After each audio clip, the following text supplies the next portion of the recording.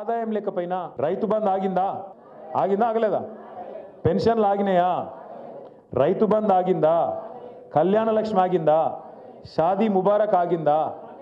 అంటే మీరు అర్థం చేసుకోవాల్సింది ఏంటంటే రూపాయి ఆదాయం లేకపోయినా కరోనా వచ్చి 2 ఏళ్ళు ఆగమాగం చేసినా కేసీఆర్ మాత్రం గరీబులను మంచిగా చూసుకున్నాడు. ఈయనకు శాతగాక ముఖం బాగాలేక అద్దం బల కొట్టుకున్నట్టు ఇవాళ రేవంత్ రెడ్డికి నడపచాతగాక కేసీఆర్ మంచిగా ఇచ్చిన కరెంటు కూడా చక్కగా ఎత్తలేదు. ఇదివరకు కేసీఆర్ ఉన్నప్పుడు కరెంటు కట్లు ఉంటుండేనా? ఇప్పుడు ఈయన వచ్చినాక వస్తున్నాయి మంచి కరెంటు కట్లు కడుపు నిండా. గివ్వే యాద్ చేయాలి. ఎంత ఘోరం అంటే నేను ఢిల్లీ పోతే నాకు అపాయింట్మెంట్లు ఇస్తలేరు, ఎందుకంటే చెప్పులు ఎత్తుకపోతేనేమో అని భయపడి అపాయింట్మెంట్ ఇస్తలేరు అంటుండు. ఇక గిసొంటోడు మన ముఖ్యమంత్రి, మన కర్మగాలి.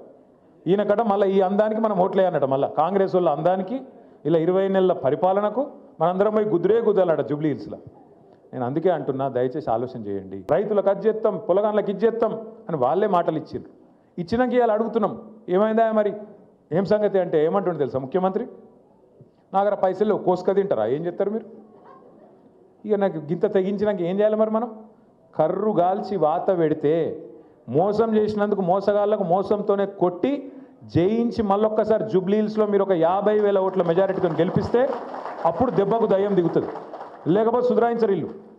లేకపోతే ఏమనుకుంటారు ఇల్లు, మేము ఎట్లా నడిపినా ప్రజలు మాకే గుద్దుతుర్రు కాబట్టి ఖచ్చితంగా మాకే మంచిగానే నడుపుతున్నాం ఈ లెక్కన. ఇక అప్పుడు రాదు, ఏది రాదు. మీరు గిన్న మనం గిన్న ఆదమరిచినాం అనుకో, ఈసారి జూబ్లీ హిల్స్లో మనం డీల వాడి లైట్ తీసుకున్నాం ఎట్లా గెలుస్తున్నాం అని చెప్పి ఏం జరుగుతుంది ఎరికేనా? తెల్లారి నుంచి రైతు బంధు ఏం లేకపోయినా నడుతూనే ఉంది. నిన్నటిదాకా కింద పడి మీద పడి ఏదో 2,000 పెన్షన్ ఇస్తుండు కదా, అది కూడా కోసి పారేస్తాడు. అవి కూడా రావు. అందుకే నేను అంటున్నా, ఈ ప్రభుత్వానికి సురుకు పెట్టాలంటే, కర్రు గాల్చి వాత పెట్టాలంటే అది బీజేపీ వంతో కాదు. బీజేపీ వాడు కాంగ్రెస్ వాడు ఒకటే, దొందే. ఇద్దరు మంచిగా అండర్స్టాండింగ్లో పనిచేస్తాను. 20 నెలల రేవంత్ రెడ్డి పాలన, 20 నెలల రేవంత్ రెడ్డి కుంభకోణాలు బయటికి రాకుండా కాపాడుతున్నది ఎవడంటే బీజేపీ వాడే.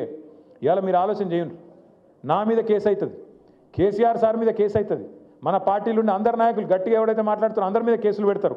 అది ఒక్క కాంగ్రెస్ మీద కేసు ఎందుకు పెట్టరు? ఆలోచన చేయాలి కదా మరి మనం కూడా.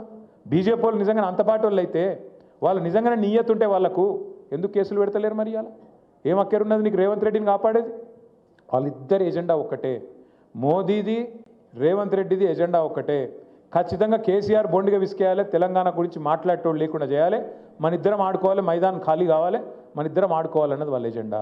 నేను మీకు దండం పెట్టి చెప్పేది, ముఖ్యంగా మా నాయకులు, మా సోదరులు, మీ అందరికీ కూడా కోరేది, దివంగత శాసనసభ్యుడు ఎమ్మెల్యే మాగంటి గోపీనాథ్ గారు ఎన్టీ రామారావు గారు ఉన్నంతకాలం ఎన్టీ రామారావు గారికి విధేయుడిగా పనిచేసిండు.